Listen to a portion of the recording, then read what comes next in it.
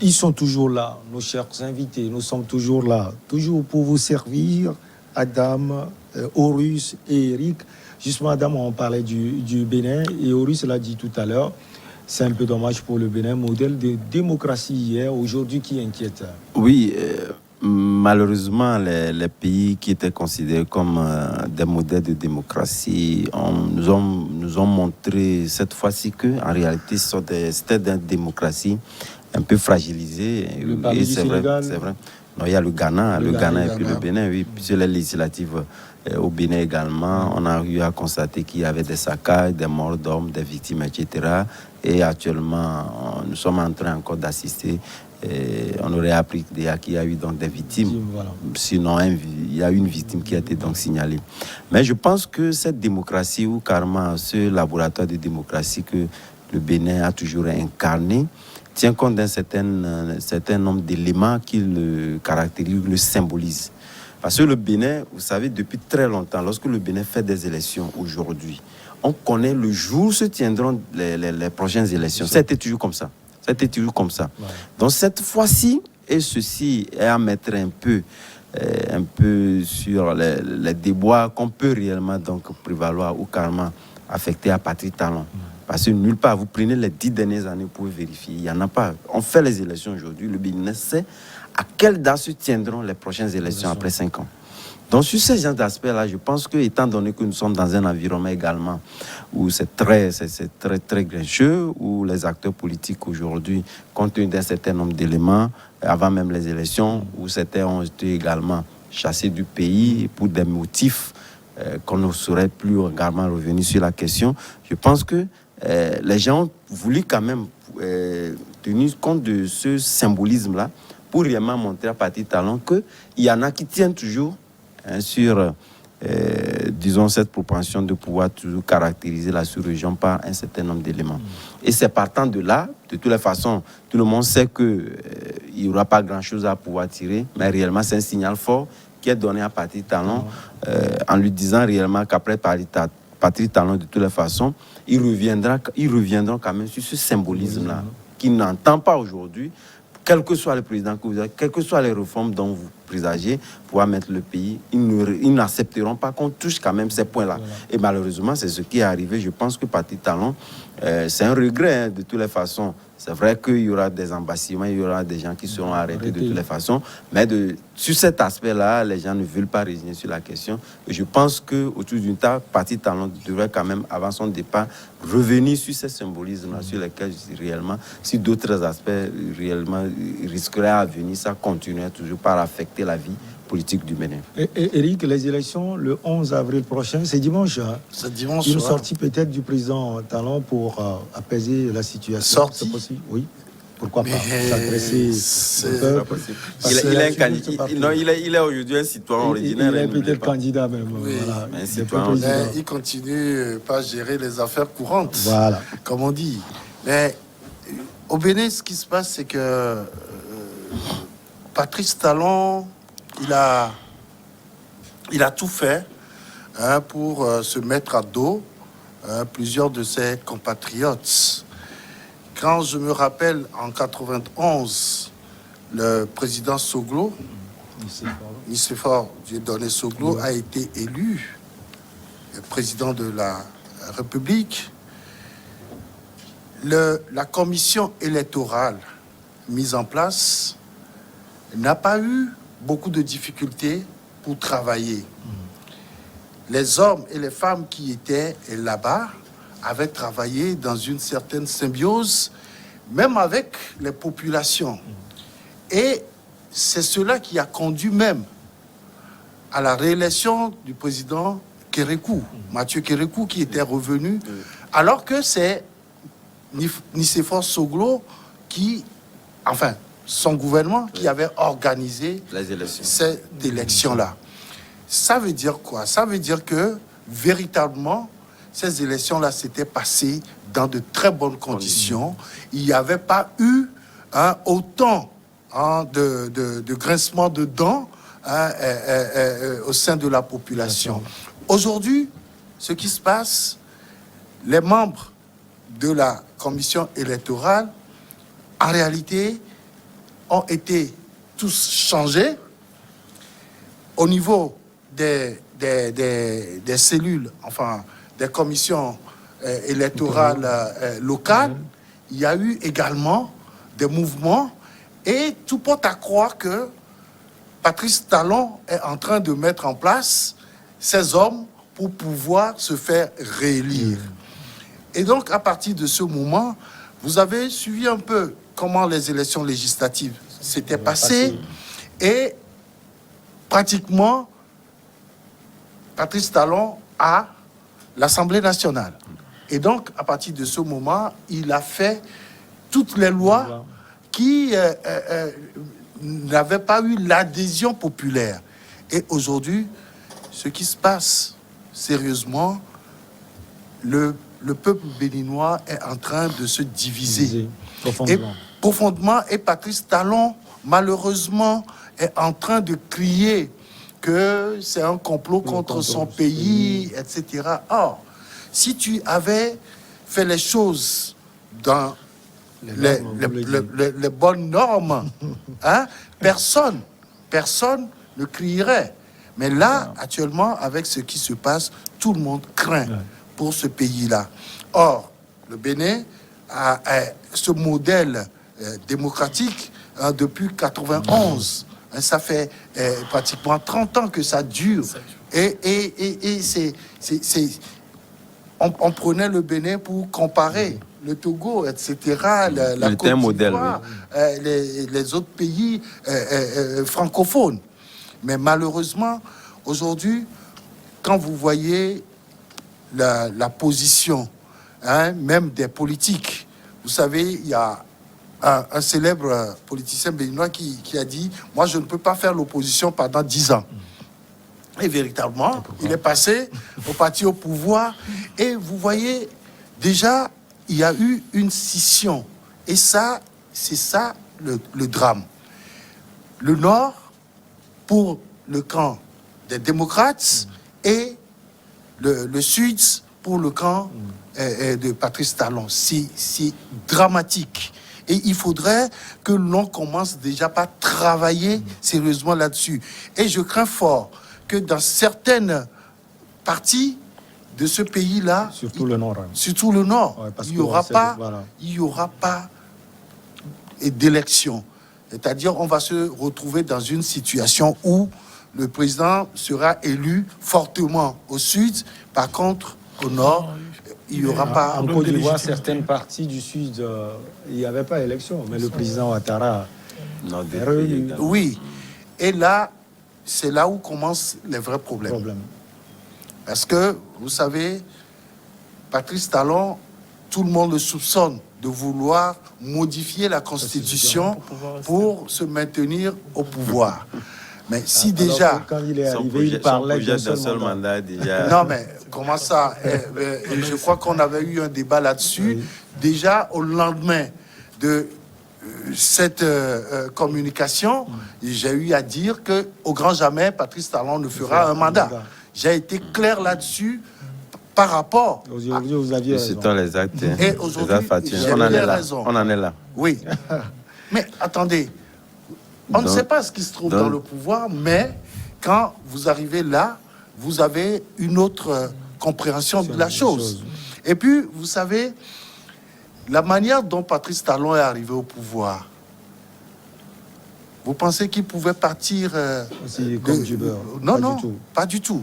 Parce qu'il sait qu'il y a des antécédents qu'il faut gérer d'abord. Il n'a pas fini de les gérer. Quand vous envoyez quelqu'un comme Ajavon, Sébastien Ajavon en exil, c'est qu'il faut vous attendre à des représailles. Mais attends, au second tour. Ajavon pouvait aussi être président à la place de Talon, parce qu'il fallait juste que l'on bascule un peu les trucs. Voilà. Donc, il faut qu'il s'attende aussi, parce que l'autre, il est parti. Lui aussi était parti. Hein. Quand le président Yahya Boni était là, il est revenu pour être président. Mais justement, parfois, quand je vois la crise béninoise, j'ai quand même l'impression qu'un bon nombre de litiges commencent avec la présidence de M. Yahya Boni.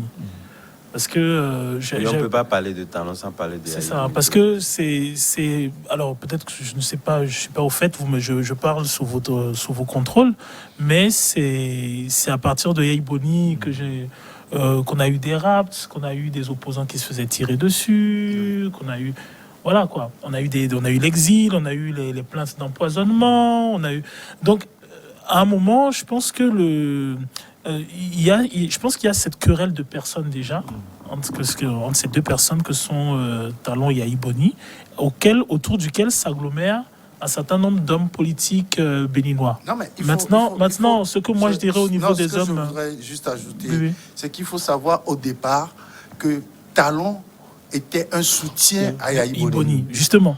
Donc, Ils étaient tout le temps ensemble jusqu'à ce que Talon commence à voir en Envie. Patrice Talon cette envie, Yaya commence Yaya par Iboni, avoir voilà. Patrice, voilà. en Patrice C'est ça. Talon, cette envie de le remplacer. de le remplacer. présidentiable. Voilà, cette envie d'aller aux élections. Moi, je trouve, moi, je trouve voilà. ce qui me semble un peu gênant, c'est le fait que pour un pays comme le Bénin, qui a quand même une souche d'hommes politiques qui est en griffe, bon, un homme politique pour moi n'est pas totalement viable, mais on a quand même une souche d'hommes politiques de métier. Ouais. Comme par exemple la famille Soglo, quand on voit Monsieur Nicéphore Soglo, on voit son épouse Gagnou, Rosine Soglo. Voilà, ils ont quand même des gens de background, des gens de. Alors, ce qui me gêne, c'est le fait que s'agglomèrent autour de deux personnalités qui en réalité ne sont pas strictement politiques. Quand on prend Monsieur Yaya Iboni, c'est un banquier. On prend Patrice Talon, c'est un homme d'affaires. Et on a des hommes politiques de métier qui s'agglomèrent autour d'eux et qui ne prennent pas de hauteur, de réserve et de distance par rapport aux litiges qui concernent les deux. C'est ça qui me gêne. Parce que je pense que il aurait été sage qu'on ait ces hommes politiques-là qui prennent de la distance et qui coupent un peu dans ce qui se trame actuellement en termes de friction entre les populations. C'est ce qui est dommage. Allez, on va parler du Togo, le président fort sur tapis rouge à l'Élysée, mais au prime abord. Adam, on va rendre hommage à Lucien Messan, un confrère qui passe de vie à trépas. Oui, c'est vrai, malheureusement, la corporation a encore enregistré un décès après Tchakala Liru que nous n'avons pas fini de pleurer. Ouais. Et il y a un également, nous nous rappelons, de Dominique Alizou. Et malheureusement, nous enregistrons. Comment il s'appelle, le directeur de publication de La Griffe. Voilà, tout à fait, tout à fait. Oui, mais ce qui est beaucoup plus remarquable dans tout ça, là, c'est naturellement, vous savez, il y avait une organisation de presse où pratiquement les trois pionniers, nous prenons Lucien Messan, Tchakala Alirou et le directeur de publication de La Griffe, comme vous venez de le dire, ce sont les trois qui sont carrément les tenants de l'organisation de presse. Voilà. Et malheureusement, ce sont les trois également qui nous ont quittés subitement, par Dominique Alizou qui est venu donc intervenir. Mais je sais que, vous savez, lorsqu'on prend Lucien Messan, c'est vrai, bon, les critiques vont aussi bon train. C'est celui-là que nous avions toujours appelé doyen. Dans d'autres sphères, beaucoup l'ont aussi critiqué, que bon, voilà, qu'il y a plus de doyens que lui, etc. Voilà, ça n'en manque jamais. Nous sommes dans une corporation. Nous sommes dans... voilà, nous sommes dans une corporation où toujours ça devient, même malheureusement, je pense que... Où j'ai commencé par écrire tout à fait. la presse avant lui. Tout à fait. Et c'est malheureux et je pense que nous allons seulement prier le bon Dieu. Souvent, oui. Non, en fait, ça ne se fait pas derrière lui. Il y en a qui le disent non, ce type de doyen. Ouais, tu ne peux pas te l'approprier naturellement, parce qu'il y en a plus de doyens que toi. Dans la corporation, donc, bien sûr. Eric, vous le connaissez aussi en quelques... Mais attention, il te dit... Lucien Messan, c'est vrai, mes relations personnelles avec lui sont très poussées. C'est le journaliste que je fréquentais souvent parce que je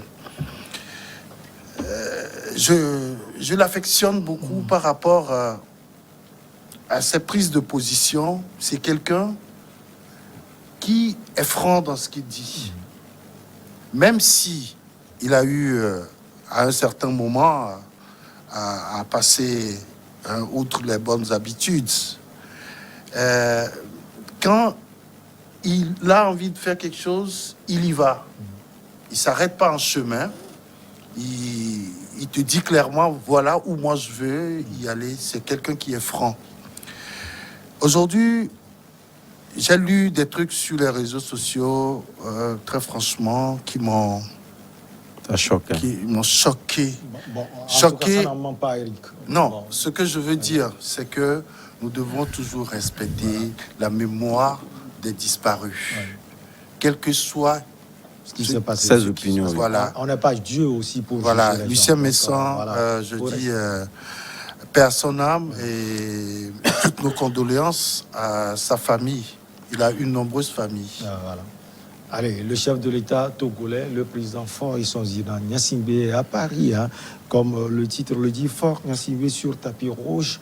Le président français l'a sans doute reçu cet après-midi. Au menu, la coopération entre la France et le Togo, les questions des droits Il de sera l'homme. reçu demain.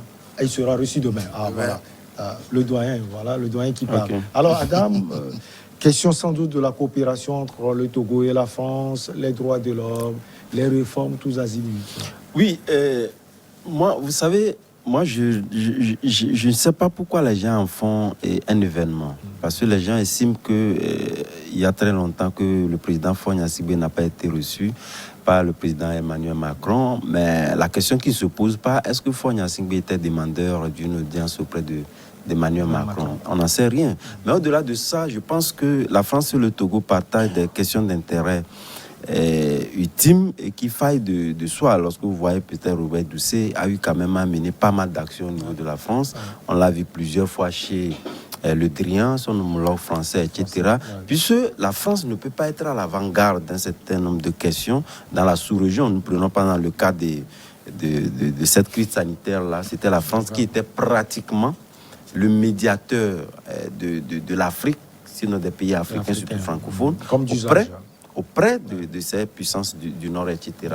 Et lorsque nous prenons les théâtres de guerre, les théâtres d'insécurité dans la sous-région, la France intervient par plusieurs manières. C'est la France qui est aujourd'hui peut-être l'un des formateurs de nos troupes, etc. Il intervient par exemple lorsque nous prenons le Mali, où le Togo a un contingent assez important. Il y a la France qui est à l'avant-garde de tous ces aspects-là. Donc, sur des questions au-delà de la diplomatie, de face qu'on essaie donc de nous présenter, sur d'autres questions, je pense qu'on ne peut pas ne pas faire cette diplomatie avec la France. Donc j'estime que le moment est venu.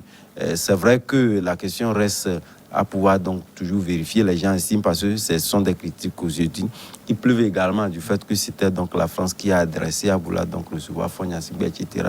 Mais moi, je pense que les relations entre la France et le Togo, sinon parlant de la ligne Paris et Lomé, on ne peut pas parler d'Emmanuel Macron sans parler donc de Faure Gnassingbé. Donc ces relations-là ne suivent d'aucune ambiguïté et je pense que ce sont des relations normales et le moment est venu pour que Faure Gnassingbé puisse revoir. Donc, il n'a pas été demandé, on a vu le président malien, il a été donc aussitôt nommé, il a été reçu par le président Macron parce qu'il a demandé à vouloir donc raconter. Il ne pouvait pas en être autrement, étant donné que cet acteur-là, primordial, central, de la sécurité au Mali, que vous ne soyez pas élu. Mais chez nous ici, nous avons donc la stabilité. Et le moment est venu naturellement que le président Faure Gnassingbé puisse donc rendre visite ou carrément être reçu sur des questions, des sujets primordiaux que nous traversons dans nos pays. Et le moment est venu, voilà ce que nous assistons. Les questions cruciales seront vous, Oris? Quelles sont ces questions? Non, mais est-ce qu'il y aura des questions cruciales? Ça, on va être dans l'ordre des choses, dans ce qui se fait déjà. C'est-à-dire, je sais pas, je n'ai pas l'impression que les intérêts français au Togo soient menacés. On est dans la continuité.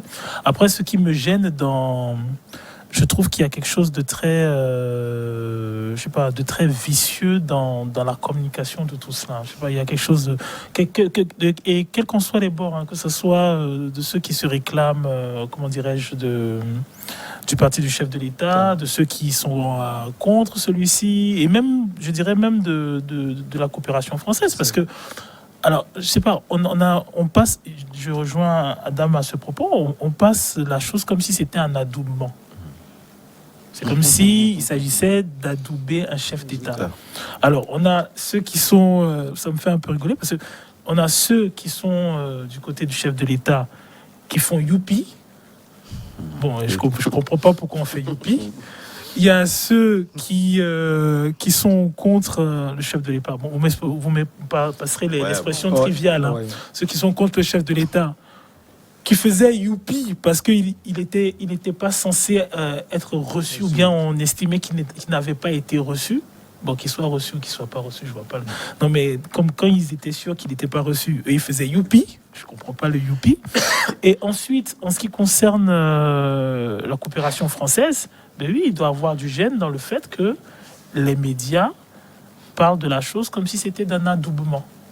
C'est-à-dire, bon, il va être reçu par Emmanuel Macron. On dit, bon, la question n'est pas là. La question, c'est le rapport du Togolais à son chef de l'État, le rapport de ce chef de l'État par rapport au Togolais. Est-ce que la population se sent représentée? Est-ce qu'elle a l'impression que ses intérêts sont améliorés, sont sauvegardés? Maintenant, ce qui est de la coopération franco-togolaise, mais je pense que quand on observe tous les investissements qui sont faits au Togo, j'ai pas l'impression que les intérêts français souffrent d'un quelconque problème au Togo. Le Togo est pleinement ouvert à tous les investisseurs étrangers et le fait ressentir. D'ailleurs, s'arrange pour être dans les, comment dirais-je, dans les pays les mieux investis.